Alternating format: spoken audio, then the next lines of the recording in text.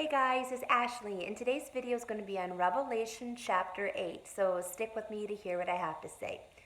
Alright guys, so Revelation chapter 8 is going to be the second time we see events happen in a chronological order. So let's get going and see what this chapter has to say, and I'll do the best I can to unpack it. So verse 1 says, when he opened the seventh seal, so this is Jesus, there was silence in heaven for about a half an hour. And I, this is John, saw the seven angels who stand before God, and to them were given seven trumpets. Then another angel, having a golden censer, came and stood at the altar. He was given much incense, that he should offer it with the prayers of all the saints upon the golden altar, which was before the throne. And the smoke of the incense with the prayers of the saints ascended before God from the angel's hand. Then the angel took the censer, filled it with fire from the altar, and threw it on the earth. And there was noises, thunderings, lightnings, and earthquakes. Verse 6. So the seven angels who had the seven trumpets prepared themselves to sound. Okay, so it's kind of a lot, but I'll do the best I can to let these scriptures come alive. So we are in the seventh seal. And so the seven seals open, we get silence for a half an hour, and then the seven angels get the seven trumpets. And then there's this other angel, and he has this golden censer, and I have a picture of it. It's probably not going to come up too great because it's on my computer and you know how lighting works, right? But that's a picture of a golden censer. And I'm not going to go in depth on where he went, like what specific altar he went to get the coal, to have the fire burn in the censer, X, Y, and Z, because that would just take forever. But if you're curious on how that all works, I would really encourage you to go to the Old Testament and study on how incense was given as an offering back in the day, because there was a process to it. And I really believe the process that they used back in the day is similar to the process in heaven on how to actually get this golden censer to have the incense and to have it be burning, X, Y, and Z. And so I think it's really interesting, but that'll be something you'd want to do on your own time. And so this angel has this golden censer, okay, and he's most likely getting the fire to put it in the censer so the incense can actually burn. And then he's going to go to this golden altar and offer it. But in the midst of this, when he does this, he's also offering this incense with the prayers of the saints. And I find this fascinating. So remember in Revelation chapter 5, we saw the elders, and they had the golden bowls, and they were filled with incense, and they were offering it to Jesus. I can pull up that scripture real quick. It was chapter 5, and it says in verse 6, now when he had taken the scroll, the 4 living creatures and the 24 elders fell down before the Lamb, each having a harp and golden bowls full of incense, which are the prayers of the saints. I really see this Revelation chapter 5, verse 6. It was verse 8. I see that verse partnering with this section of scripture in Revelation chapter 8, because it's the only time that we hear, that there's bowls and there's incense, which are the prayers of the saints. And now we're hearing prayers of the saints as well. And it's very interesting. And so the concept of all of this is we are to pray. We are to pray. And our prayers move heaven. They do. And last night I couldn't sleep. It was 2 a.m, and so I started reading the Bible, and just the Lord reminded me again of just, praying about the end times and how prayer is going to be important. And I struggle with prayer. I'll be honest with you. I struggle with prayer. So I'm like, Lord, what do I pray? Do I pray in the Antichrist? Do I pray in the false prophet? Like, what do I do?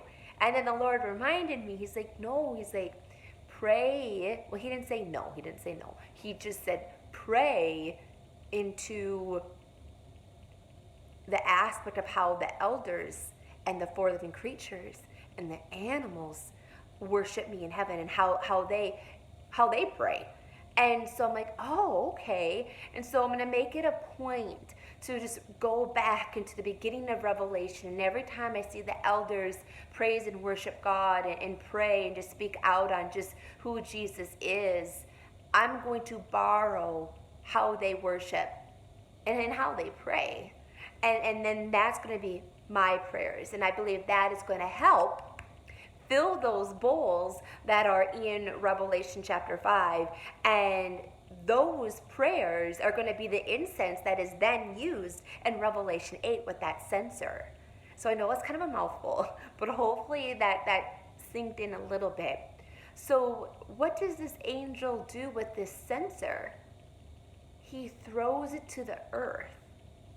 And it just tells me that it's just like when it's time and when it's ready and the bowls are full of the prayers, that is what's going to need to take place for a lot of the end time events to happen, because he throws it to the earth. It's like, okay, earth, okay, saints, you prayed these things, now it's going to happen. And so after that, then the seven angels are ready to sound their seven trumpets, their seven horns. And so the first horn, let's take a look at it. I'm going to just go ahead and get my notes in order so I can give you some nuggets. All right. I got a lot of notes, so I got to scroll. All right, so in verse 7 it says, the first angel sounded, and hail and fire followed, mingled with blood, and they were thrown to the earth. And a third of the trees were burned up, and all the green grass was burned up. So we got hail and we got fire. Now, the blood, does that come as an aftermath? Is the first aspect of this trumpet actually the fire and the hail, and because of the various damage it does, then the blood comes forth? Or is there actually literal blood mixed in with this hail and fire? I mean, that's just a thought to think about. This is what Mike Bickle says. It will destroy food supplies by burning 1/3 of the earth's vegetation. A supernatural event like a meteor storm with hail and fire will burn the earth's trees and grass. So it's interesting just to think about and just talk about, and like, what's this going to look like and how could this manifest? And it's just something that I think is interesting, and it only continues to get interesting. So the second angel sounded in verse 8, and it said, something like a great mountain burning with fire was thrown into the sea, and 1/3 of the sea became blood, and 1/3 of the living creatures in the sea died, and 1/3 of the ships were destroyed. And so something to note, it wasn't a mountain, but it was something like a mountain. And it had fire. And it was thrown into the sea. 1/3 of the sea became blood, 1/3 of the living creatures of the sea died, and 1/3 of the ships were destroyed. Here's another note from Mike Bickle. It will destroy food supplies and sea trade. A huge burning object like a mountain will fall from heaven, turning 1/3 of the sea into blood and destroying 1/3 of the sea and ships. Some see this as referring only to the Mediterranean Sea. One of my mentors, I was talking to him the other day about this, and he really believes that when we see all these different things, like 1/3 of the vegetation, 1/3 of the sea, X, Y, and Z, he really sees that it's going to happen in one specific area. And so if we were looking at the earth, right, if we were looking at the earth, it would just be like one section, 1/3 of the earth that, gets burned by the vegetation and the seed that gets struck. It wouldn't be a mass overview of 1/3. It'd just be that, like, a one section of it. And I am leaning more and more towards that. It would make sense that when these plagues start to happen from Jesus on the Antichrist, it will be in a specific area. And so I'm leaning towards these plagues happening in that Israel, Jerusalem area. That's just a thought. All right, so now it goes on. Verse 10. Then the third angel sounded, and a great star fell from heaven, burning like a torch, and it fell on 1/3 of the rivers and on the springs of water. The name of the star is Wormwood. 1/3 of the waters became wormwood, and many died from the water because it was made bitter.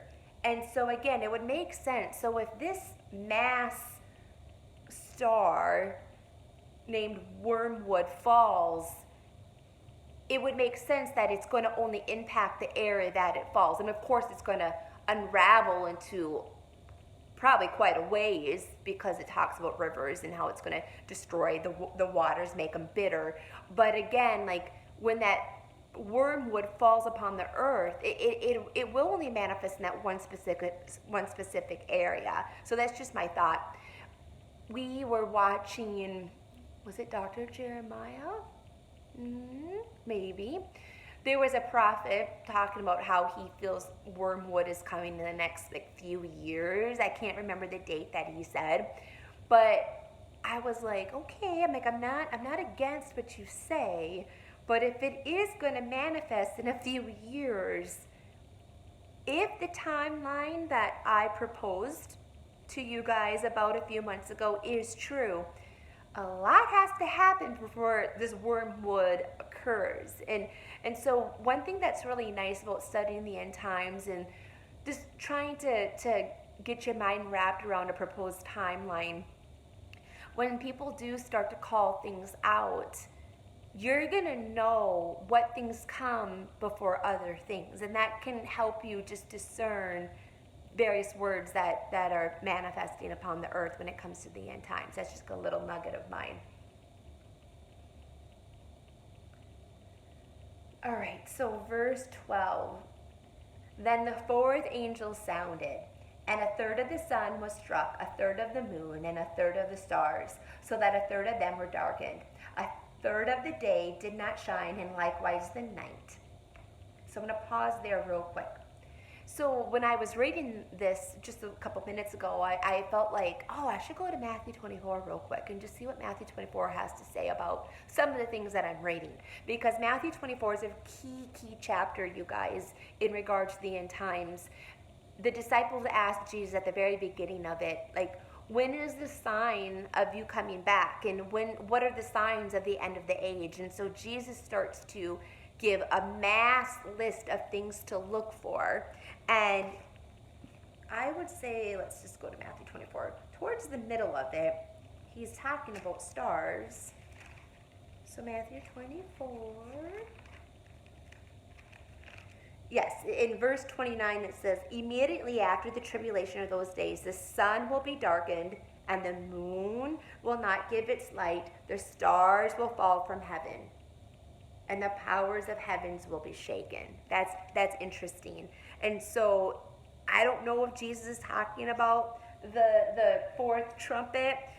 He does state that the moon will not give light, whereas this trumpet says 1/3 of the moon will be struck in. And so it's a little off, but it could be the same thing.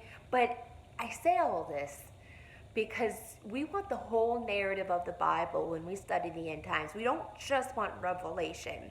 And Matthew 24, I really believe, is a key chapter to read alongside of the book of Revelation.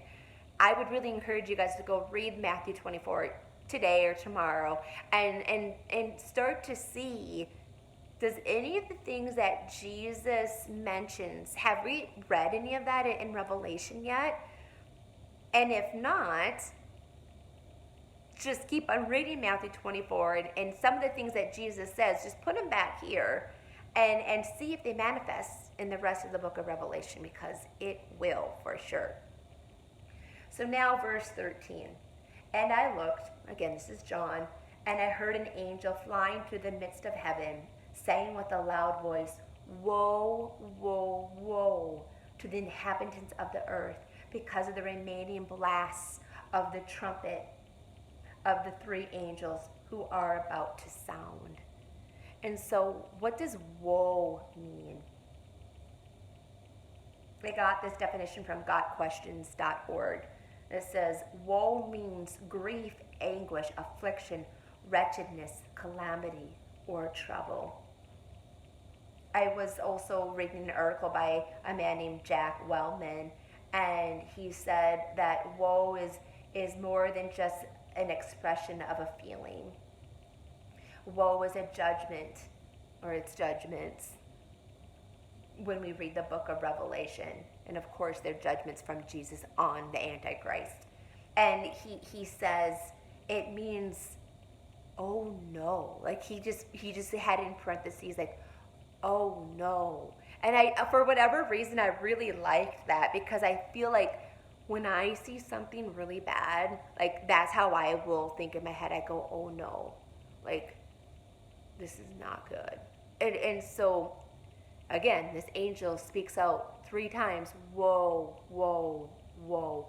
And it's interesting because we're going to start to see 3 major woes manifest. And the scripture actually says that. They actually say, like, this is the first woe, this is the second woe, and it doesn't mention the third woe, but we can gather what the third woe is. And so we're going to actually specifically see these like major woes. The first major woe is going to be in the trumpet number 5.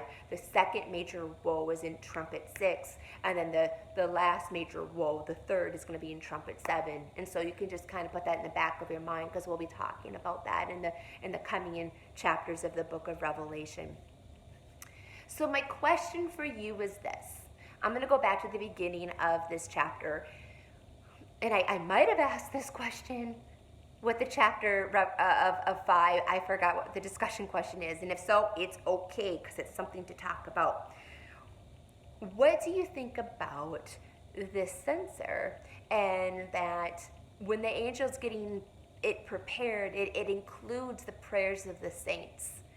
What are your thoughts about how we are to pray into the end times? And we are, the end times, a lot of it, of course, it's Jesus doing. He's the one opening the scroll, but it's as if we are coming alongside of him and we're helping him by praying. Like, prayer is a very important part of the end times. Our prayers are meaningful. I mean, we see this in Revelation 5 and we see it in Revelation 8. Like, just what are your thoughts about it? What are your thoughts about it? So my thoughts, again, I already said, I really need to increase my prayer life. And I don't have peace about necessarily praying into the Antichrist. Like, as of now, I don't feel like I'm supposed to be like, Jesus, let the Antichrist arise, X, Y, and Z. It just doesn't sit well in my tummy. And that's kind of like what I was talking to Jesus about this morning at 2 a.m. And that's where I felt like he simply just said, just pray like the angels do and pray like the elders do. And that'll be a good start. That's kind of what I sensed Jesus was saying. So, for example, let's just go to the book of Revelation and just see what we see at the beginning. Okay, so right here in chapter 5, the elders and the 4 living creatures, they're actually singing a song, but they're saying, and they're singing, you are worthy to take the scroll and to open its seals. For you were slain, and you have redeemed us to God by your blood, and out of every tribe and tongue and people and nation, and have made us kings and priests to our God, and we will reign forever. And so I will take that as like a stepping stone. So I will partner with them, and I'll be like, Lord, you are worthy to open the scroll. And so, Jesus, I want to honor Revelation, and I want to honor these bowls, and I want to honor this censer. And the best way I can right now is to pray what these, groups of beings are doing in heaven. And so, Lord, like, when it's time, like, I also, like, just confirm what the elders are saying, the four living creatures are saying, like, yes, you are worthy to open the scroll, God. And then, they go on and they say, you redeemed us by your blood. And so I'll pray into, Lord, let as many as possible be redeemed by your blood. And so, like, I'll pray into that. So that's a little example. I believe I actually gave this example before. Let's see here. Like here, like, the great multitude says, blessing and glory and wisdom, thanksgiving and honor and power and might to be to God. And so I could pray into that, like, just speaking out loud, like, Lord, like, you do get the glory and you are wisdom. Like, you know what you're doing. Thank you that you know what you're doing. We honor you. You have all the power, not the Antichrist. You have the power. So I would pray something like that. And so, again, I haven't really done this yet, as you can tell, but I'm feeling convicted in a good way that this is how I am to pray, and this is how I can help those bowls get filled, and I can help be a part of the censer being thrown to the earth. So what are your thoughts on that? Just what are your thoughts about praying, partnering with God? How do you think we should pray? How do you think we should pray in regards to just the end time narrative? All right, guys, have a great day. Bye.